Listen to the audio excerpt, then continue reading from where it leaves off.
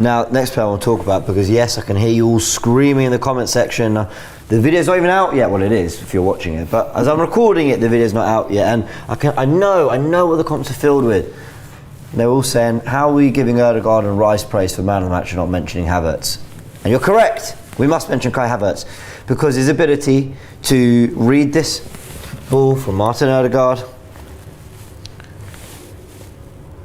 is brilliant.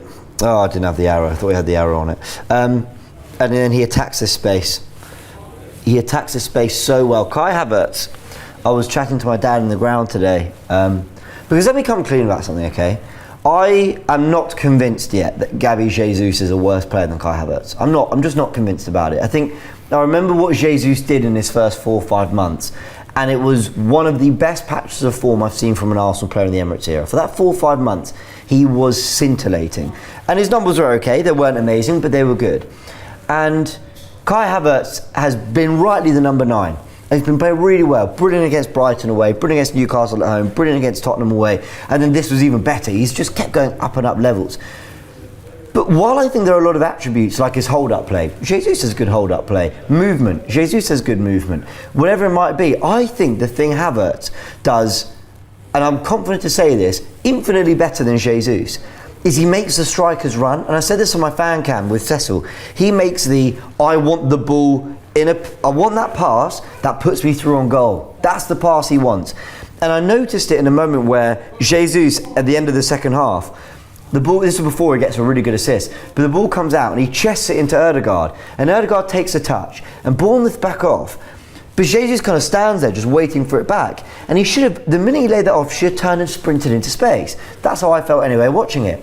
Kai Havertz feels to me that once he gives that ball, he goes on to the next thing. When that ball is moving around midfield, he's constantly looking for the ball over the top. There are a few times Gabriel had it, and we could have played a raking pass through into Havertz, but we never did. We never explored the option. I get it, because it's risky.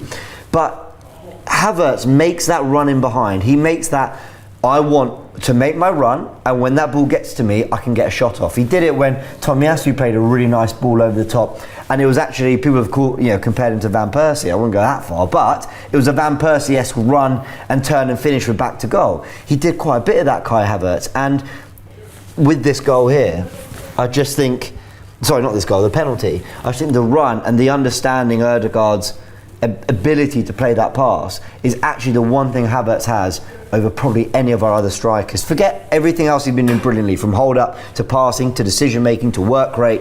I could give him credit for all those things, but his movement in behind is top. Yes, the chemistry now between him and Ødegaard is there virtually every game, isn't it? Yeah. And he knows when Ødegaard gets the ball, he's going to make that run, and Ødegaard is looking to play him in. I thought his performance today was exceptional, and not just in the fact that he was making those runs. It was. But there was one instance in the game, I think it was in the first half, where he fought hard to keep hold of the ball, to actually sort of hold off the defender when he was running out of space on the touchline. He managed to work it back, and we kept possession in a very difficult position where we're going to lose possession. I think he was brilliant. He's for physicality, for his ability to sort of like appreciate other players around him. That's what he offers. I think he's a very selfless player as well. Yeah, I totally agree and that's with what that. I like about him. And he's always looking to sort of like, he takes a position, he demands the ball, and he looks to keep the play moving. He make a run to get hold of the ball and bring players in, and he offers that aerial threat, and that's one thing that Gabriel Jesus doesn't offer. 100% right with Gabriel Jesus, what you said. When he first came to the Emirates, he was scintillating, wasn't he? His performances were on a different level. I don't think since he's had the injuries, the knee injuries, he's quite the player he was, and that's this week there's some debate around that. There was some talk in the media this week that Arsenal might look to move him on. I think Arteta came out and rubbished those claims straight away, saying no, he's not going anywhere. I still think he's got a role to play at Arsenal. He offers something different, and also he can play as today. He came on and took Bukayo Saka's place on the right hand side. He can play on the right hand side, he can play on the left hand side, he can play as a striker. But I think we've looked with Havertz in this number 9 role. We've given Havertz, I've said it so many times on this show, the clarity of the position he's playing in now, instead of that number 8 role, which I don't think we were getting the best out of him. And I just think he's a proper I won't say an old-fashioned centre forward, but he is. He's playing like that. You could say that, couldn't you? He's playing like an old-fashioned traditional number 9. Yeah, and it's really good. And I like to see that in a team. Yeah. You know, and there's a lot of debate this year where we need a striker. I think we need a transition killer myself, somebody who can play across the front line. But I just think he offers us something that Jesus doesn't, and I just think he brings. He seems to know. He keeps it simple. That's what I like, and he's always a threat. Maybe this chemistry now between Odegaard and Havertz, the partnership they've struck up, is something that, you know, is one of the reasons why I think that he deserves to stay in the side at the moment. And his numbers, remember, he's made 8, something like, it last 11 games, 8 goals, 5 assists, 13 goal contributions. Really and this was his 12th game. He obviously didn't. I don't think he gets an assist for a penalty, does he? No, don't think so. I wish.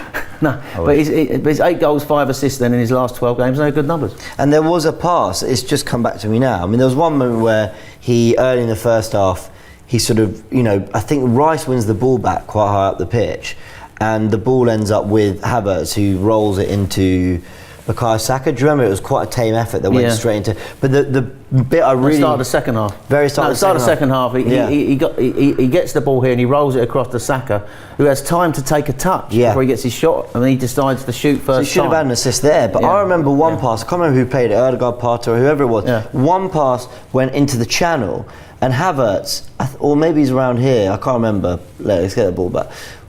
Havertz, first time, rolls it across goal. And it's a really great challenge, but Saka comes running into it, and I thought, that is turning defence to attack, or just what is casual possession, middle of the pitch, to a really good goal-scoring chance in 2-3 passes. And Havertz has given us the ability to do that more than others in that striking role. So credit to him. He's comfortable right across the pitch, isn't he? Running the channels, holding the ball up. I changed what I said earlier. He is almost like an old-fashioned centre forward. You know, so. And he was brilliant. And today, a really good performance. And I just want to say a really big thank you for watching this video. If you did enjoy it, actually hit the links right here to watch more content like this, including my Football First podcast, which drops every Monday to Friday at 6 AM. And I know it's annoying, I am really sorry to have to ask, but if you want to show support to the channel, hitting the like and subscribe buttons help promote the content much more than you could possibly know. Thanks again.